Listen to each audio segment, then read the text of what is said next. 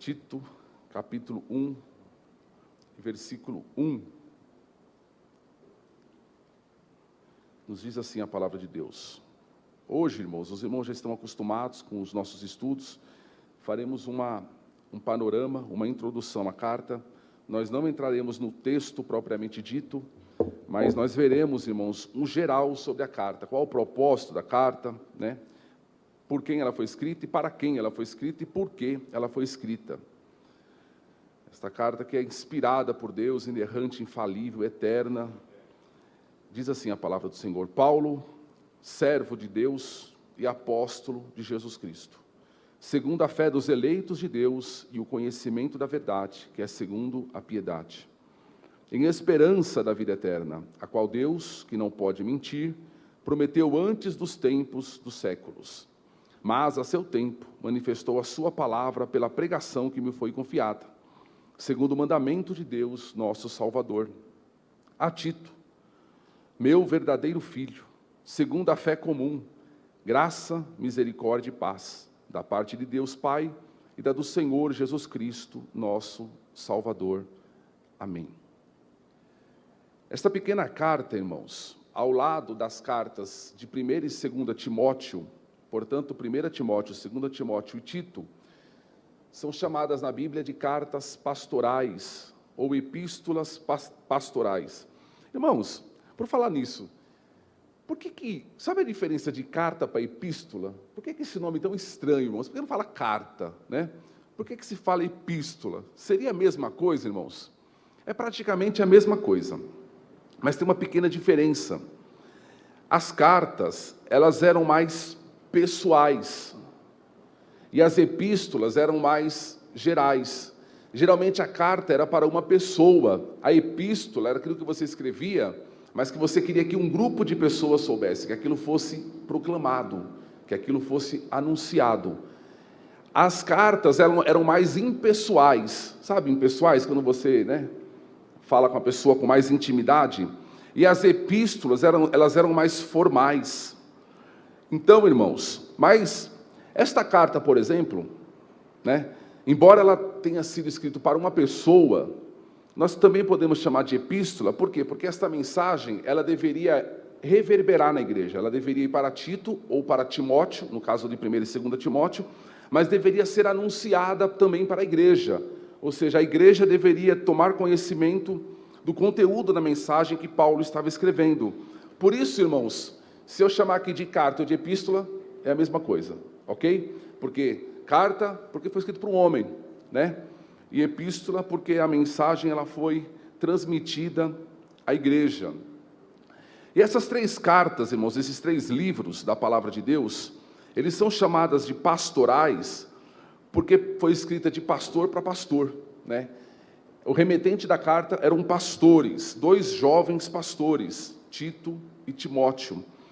Eles iam ali receber orientações acerca da obra.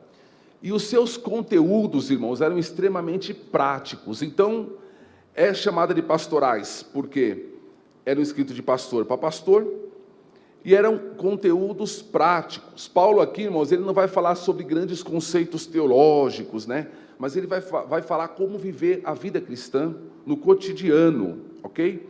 E esta carta, irmãos, que Paulo escreve a Tito, ele vai falar como a palavra de Deus, ela deve afetar a nossa vida em três áreas. Quando eu falo afetar, irmãos, eu falo tocar, mudar, transformar, influenciar, ok? Ela deve afetar a nossa vida em três áreas. Na área familiar, a nossa vida familiar, em primeiro lugar. Ela afeta a nossa vida na igreja, e ela afeta a nossa vida na sociedade. Como as Escrituras afetam a nossa vida, irmãos, na família, na igreja e na sociedade.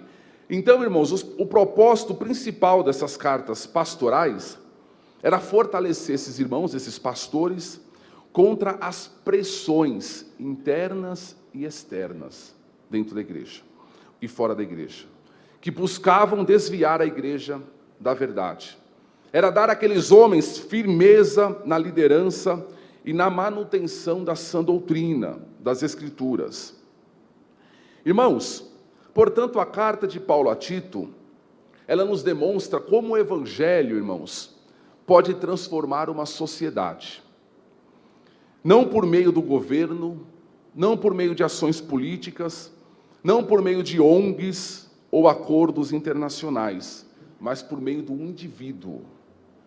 A palavra de Deus, ela transforma uma sociedade por meio do indivíduo, do coração do homem, é de dentro para fora, é do homem para a sua família, da sua família para a sua vizinhança, para a sua cidade e para o seu país. O Evangelho transforma o homem para transformar a sociedade. É isso que as cartas de Paulo a Tito e Timóteo vão nos dizer.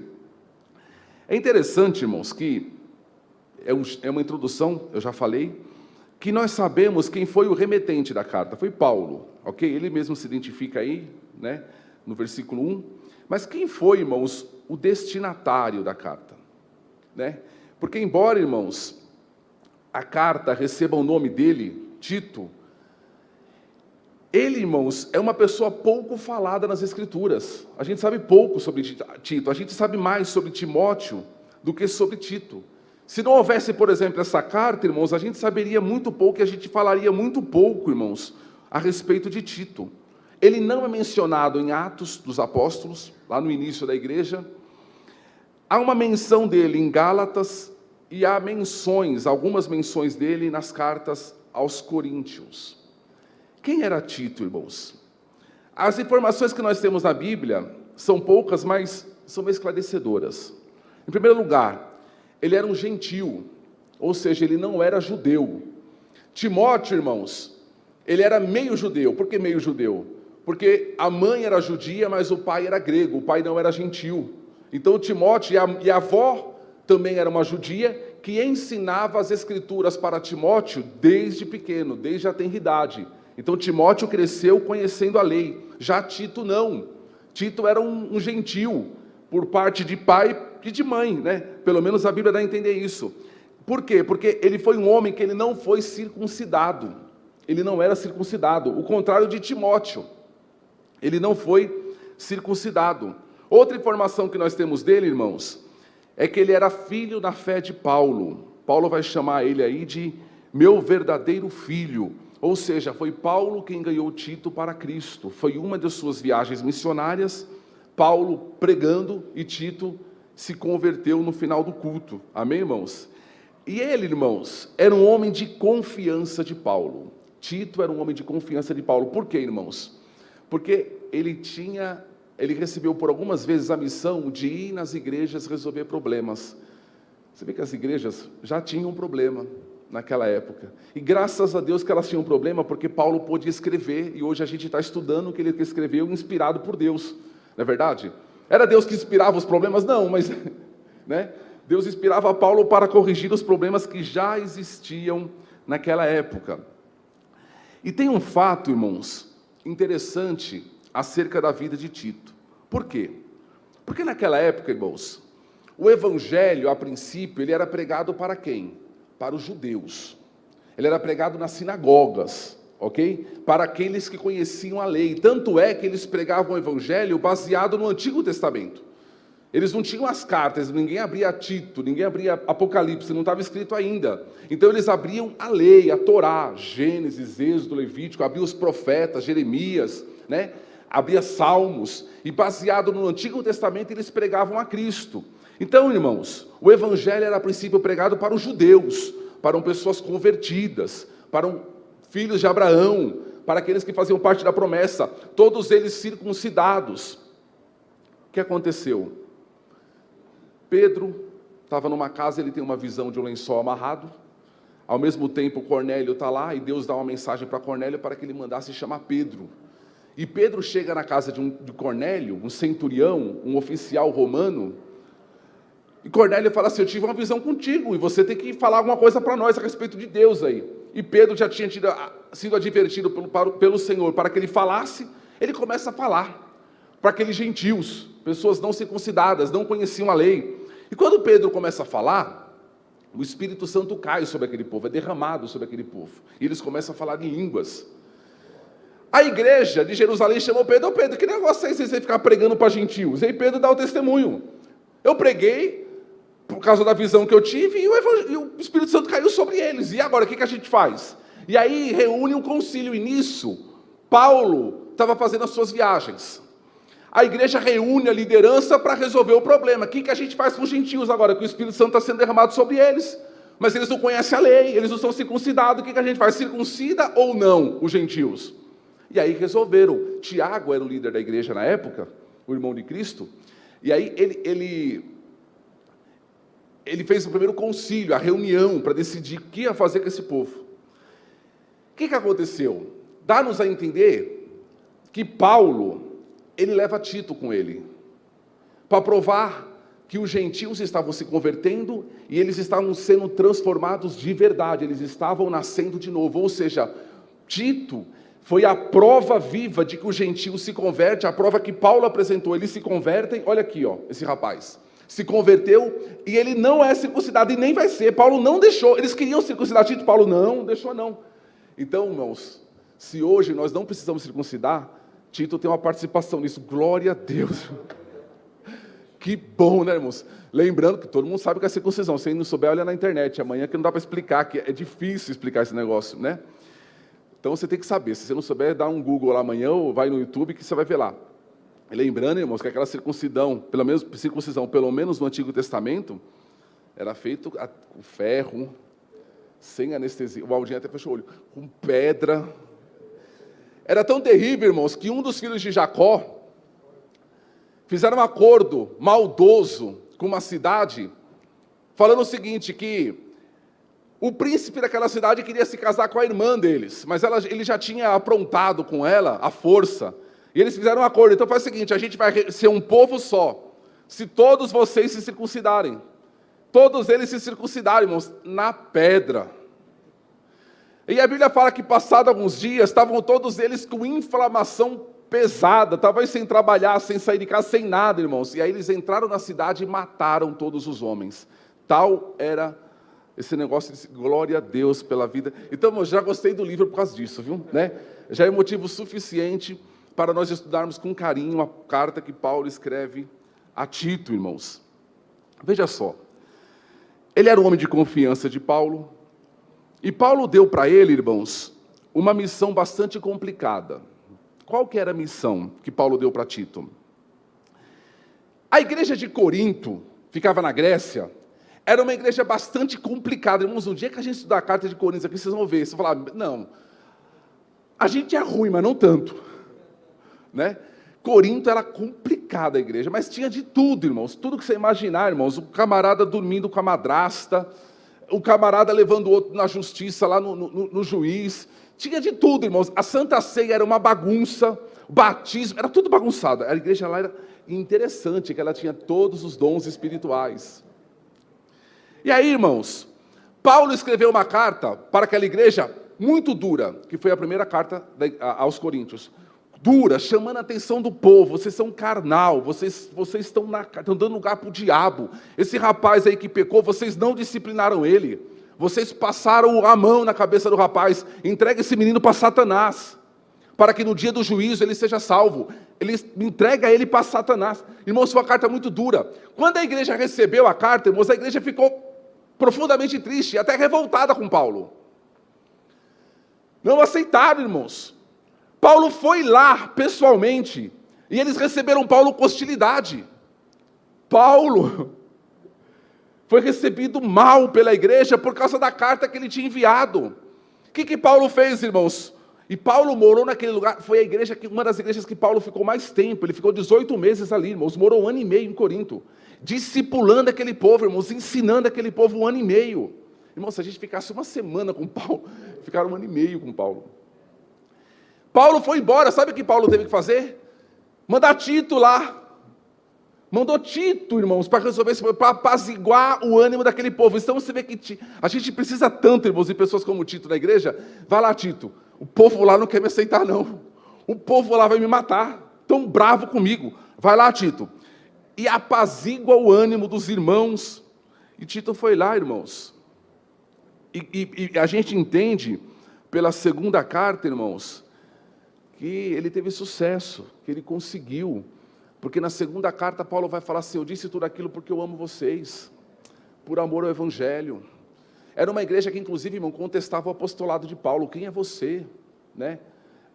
A gente prefere Pedro. Aí outros diziam, não, a gente prefere Apolo. Apolo é tão eloquente, ele prega e o fogo cai. Mas Paulo não, você é fraco de palavras. Diziam isso para Paulo. Então, irmãos, a gente entende que Timóteo era um jovem tímido e doente. Mas Tito não. Ele era destemido, determinado, proativo, irmãos. Era um homem, como eu falei, capaz de sanar ali, irmãos, problemas de ordem relacional, de ordem doutrinária. Esta carta, irmãos, que nós estamos estudando agora, não tem nada a ver com a carta de Corinto. Eu só falei isso para a gente entender um pouquinho a biografia de Tito, quem era Tito, amém, irmãos? Agora, nessa epístola que nós vamos estudar, irmãos, Tito tem uma nova missão. Qual era a missão? Resolver alguns problemas em outras igrejas que ficavam numa ilha chamada Creta. Meu Deus, que ministério duro desse Tito, né? Agora, Tito, você vai lá em Creta, porque Paulo, irmãos, tinha passado pela ilha rapidamente. E é uma ilha que existe até hoje, irmãos, ali na Grécia. Olha na internet, tem praias lindas em Creta, né? Uma ilha maravilhosa na Grécia. Paulo tinha passado rapidamente ali, irmãos, quando ele estava indo para Roma. O que aconteceu? Paulo estava indo para Roma, ele foi transportado, estava indo no navio, e houve uma tempestade no mar, Atos capítulo 27, e ele foi obrigado a parar em Creta. O navio teve que parar ali em Creta por causa da tempestade que estava tendo. E aí Paulo, chegando ali, irmãos, o que Paulo fez? Pregou o evangelho, abriu igrejas. Irmãos, que vergonha para nós. Ele abriu igrejas, irmãos. E aí, mas só que a passagem dele foi muito rápida, e algumas questões ficaram pendentes. Então ele manda Tito, irmãos, para ir ali resolver aquelas questões que tinham ficado pendentes. Lembrando que era uma igreja de gentios. Pessoas que tinham vindo do paganismo. E que pessoas que precisavam de um discipulado, irmãos, mais detalhado. Creta, irmãos. Como eu falei para os irmãos, na Grécia, quem é bom de mapa, fica ali no mar Mediterrâneo. Já foi lá? Ali, irmãos, está o continente, aquele mar Mediterrâneo tem 3 continentes, o europeu, a Ásia e a África. E o mar Mediterrâneo está no meio. Então você imagine só, é um mar que está cercado ali em volta por 3 grandes e importantes continentes, né? Ou seja, é uma localização privilegiada, irmãos. Então, por causa dessa localização, era uma ilha muito importante. Era uma ilha, irmãos, que abrigava muitas embarcações, principalmente, como no caso de Paulo, em casos de tempestades. Então, o navio estava lá, indo da Ásia para a Europa. Tinha tempestade, eles paravam em Creta. Ou indo para a África, parava em Creta. Então, Creta era como se fosse um lugar de refúgio ali para os marinheiros. Além disso, algumas pessoas paravam de propósito ali mesmo. Ou seja, era uma ilha multicultural. Irmãos, sempre que você ouvir falar, pensa hoje, na nossa sociedade, de um lugar multicultural, o que isso significa? É um lugar de pouco pecado ou de muito pecado? Não é verdade? Pensa em lugares multiculturais hoje, pessoas de várias culturas, pessoas de várias partes do mundo, e aí você vai ver essas cidades, Las Vegas, São Paulo, Nova York, todas essas grandes cidades, Paris, é lugar de muito pecado, de muita orgia, de muita bebedice, de muita carnalidade. Creta não era diferente, era um lugar extremamente imoral. Para você ter ideia do que era Creta, você já ouviu falar da palavra sincretismo? O que é sincretismo? É mistura.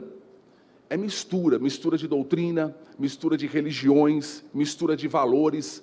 A palavra sincretismo, a palavra sim significa juntos, e cretismo vem de Creta.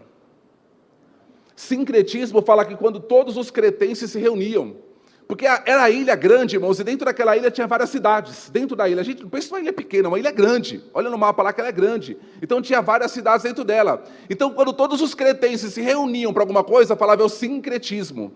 Ou seja, os cretenses estão reunidos. Portanto, irmãos, a sociedade ali em Creta Eu estou falando de história hoje, irmão, dessa geografia, tudo que é importante, até para quando a gente for entrar no texto da palavra de Deus, a gente entender, é por isso que Paulo falou isso, é por isso que Paulo falou aquilo. Não é à toa, irmãos, que a gente está falando isso, nem para demonstrar conhecimento, nada disso, irmãos. É só para nós entendermos melhor a palavra de Deus, amém, irmãos?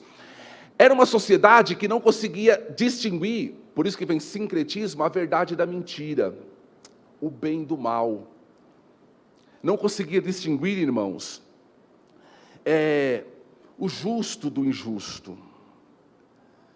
E uma sociedade como essa, irmãos, que não consegue distinguir, ou que não quer separar o bem do mal, que prefere misturar todas as coisas, é uma sociedade que ela não tolera uma coisa, sabe o que é?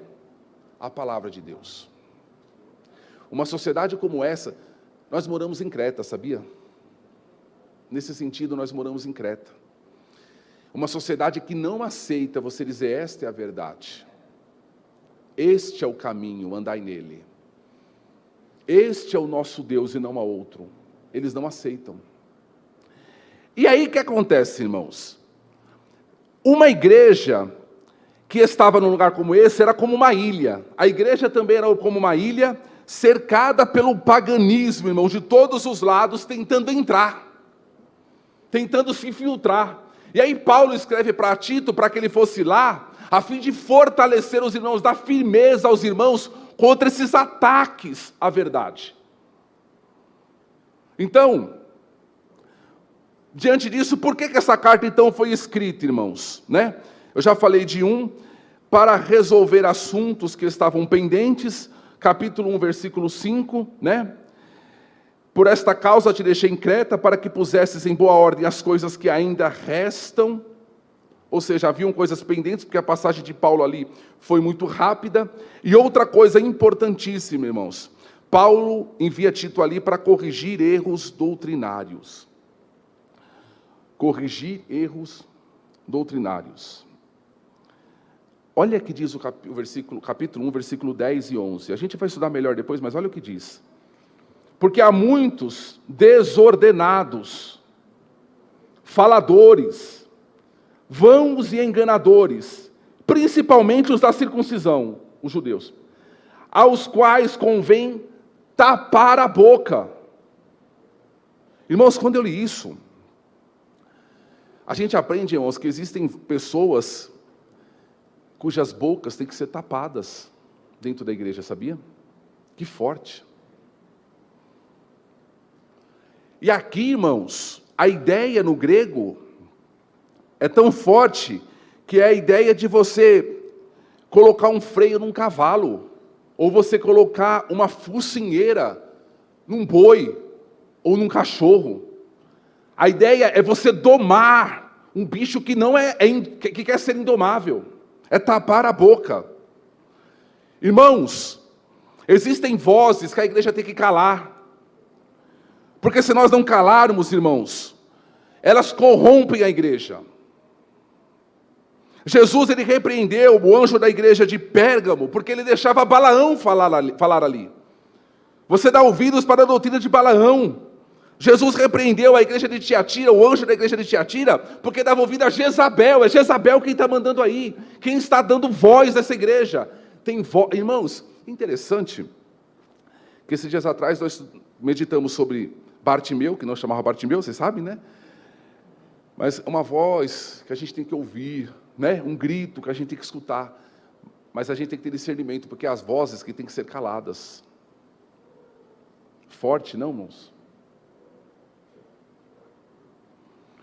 A pluralidade, irmãos, que existia na ilha, tentava entrar para dentro da igreja. Sabe o que é pluralidade? Cada um que chegava trazia a sua verdade, e queria implantar a sua verdade ali.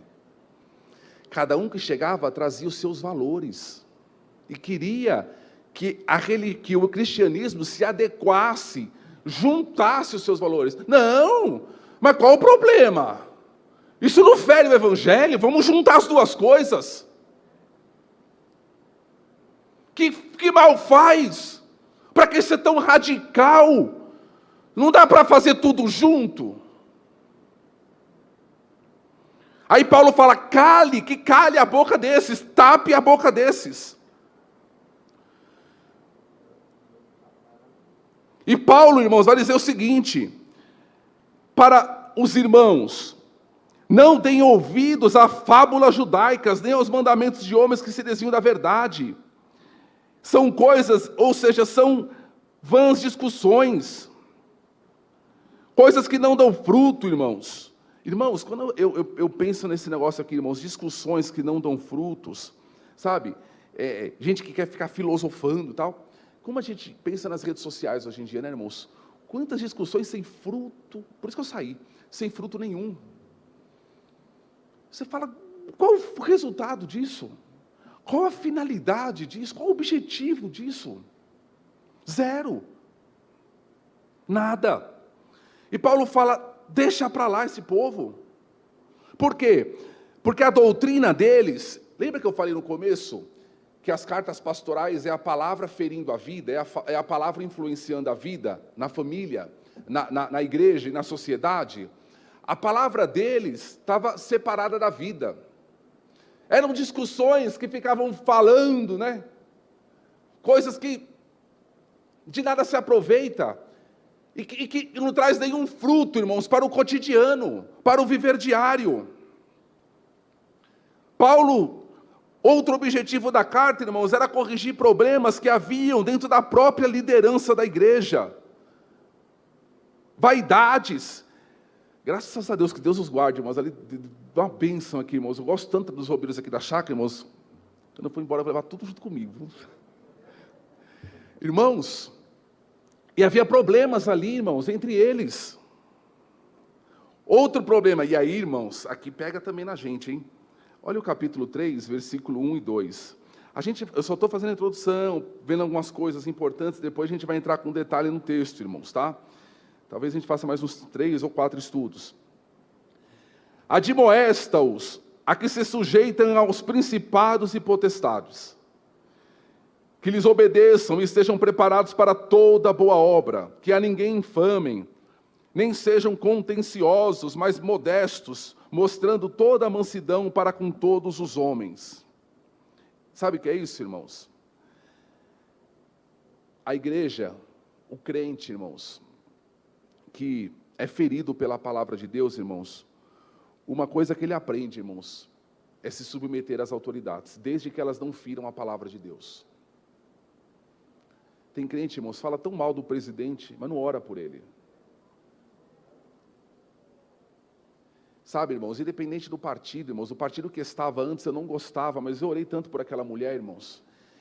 Tinha dia, irmãos, que Deus colocava a Dilma no meu coração, eu orava por ela com sinceridade, irmãos, pela saúde dela, pela família dela, pela alma dela. Sabe, eu falava, como é que dorme? Né? Pela pressão que havia em cima, igual o Bolsonaro agora, como é que dorme? Irmãos, cabe ao crente, irmãos, ore. Tem coisa que eu não concordo, mas eu vou orar para o Senhor dar graça a Ele, dar sabedoria a Ele, dar estratégia, sabe, para Deus salvar a alma dele, para Deus fazer, porque foi Deus que colocou lá, irmãos. E o que estava, foi Deus que colocou também. Jesus falou assim que Jesus falou isso para uma autoridade, para Pilatos, você está aí porque foi Deus que te colocou, nenhuma autoridade, ela emana se não for do Senhor. Cabe ao crente, irmãos, orar. E a gente vê hoje, irmãos, uma época de tantas igrejas ativistas, né? Usando o púlpito, irmãos, às vezes para falar coisa que Paulo está falando aqui, não, se sujeitem, orem por eles. Eu quero ver você se sujeitar às autoridades, que não você tem que declarar imposto de renda. Oh, meu Deus do céu. A igreja, irmãos, ela pode ter o seu posicionamento em relação a assuntos sociais, sim, mas nunca usar a palavra, o púlpito, irmãos, o culto, para fazer essas coisas, para falar dessas coisas, não. Então Paulo vai dizer, a palavra de Deus, ela muda a nossa vida como cidadão, como contribuinte, como vizinho, como motorista, como funcionário, como patrão. A palavra de Deus, ela entra nessas áreas, ela muda tudo. E por último, irmãos, capítulo 3, versículo 13 e 14, a gente não precisa ler, irmãos, mas 14 diz assim, e os nossos aprendam também a aplicar-se às boas obras, nas coisas necessárias, para que não sejam infrutuosas. Sabe o que estava faltando ali nas igrejas? E lembrando, irmãos, que não era uma igreja apenas em Creta, era algumas igrejas, não sabemos quantas, eram algumas igrejas que haviam ali na ilha. A ilha era grande, eu já falei, haviam várias cidades, né? E uma coisa que estava faltando para eles ali, irmãos, era o altruísmo, sabe? Era o espírito de contribuição, de ajuda. Paulo vai chamar a atenção dele que eles estavam sendo gananciosos. E Paulo vai dizer assim: vocês precisam viver nas boas obras. Você não é salvo pelas boas obras, mas a salvação te coloca nas boas obras. Você não faz as boas obras para ser salvo, mas por ser salvo. A salvação vem primeiro e depois segue-se após isso as boas obras. É o que Paulo vai chamar a atenção aqui. A salvação é pela fé, mas é acompanhada, irmãos, de boas obras. Louvado seja Deus. Enfim, irmãos, estudaremos a carta de Paulo a Tito e veremos, irmãos, nas próximas terças-feiras, como esta palavra fere, muda, influencia o nosso cotidiano. As Escrituras, irmãos, devem iluminar o nosso viver diário, todos os dias, tudo o que eu faço, em tudo, irmãos, em cada decisão, em cada atitude. O homem como um todo, irmãos, ele é transformado pela palavra de Deus. Amém, irmãos? Fiquemos em pé, vamos orar ao Senhor. Semana que vem nós entraremos no capítulo 1, propriamente dito. A irmã Priscila Alves está agradecendo a Deus pelo seu tio João, teve alta do hospital e ele estava com Covid. Glória a Deus pela vida do tio João, viu? Que não é o arroz, mas é o tio João. Deus abençoe. Pastor Zé Antônio, por favor, venha aqui orar por nós.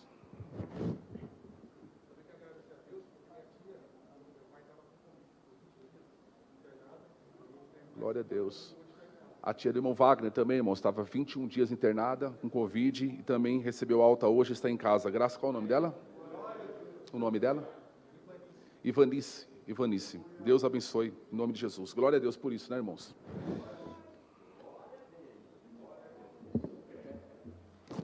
Glória a Deus. Oremos, queridos. Senhor nosso Deus e eterno Pai, estamos aqui primeiramente para agradecer-te, Pai, pela salvação da nossa alma e agradecer-te, Deus, pelos milagres que tu tens feito na vida de cada um de nós, Senhor. Ó Deus, quantas pessoas estão agradecendo a ti pelas curas, ó Jesus, pela salvação, porque tu entraste, Senhor, com grande força na casa de cada um, Senhor. Nós te agradecemos. Agradecemos a ti por esta palavra, Senhor amado, e que ela possa calar em nossos corações. Ó Deus, dá-nos entendimento cada vez mais, Senhor amado, que nós sejamos, ó Deus eterno, servos, sempre servos de ti, Senhor. Ajuda-nos em tudo, Pai, dependemos de ti. Abençoa, Senhor amado, esta igreja, extensiva a todos os familiares, Pai.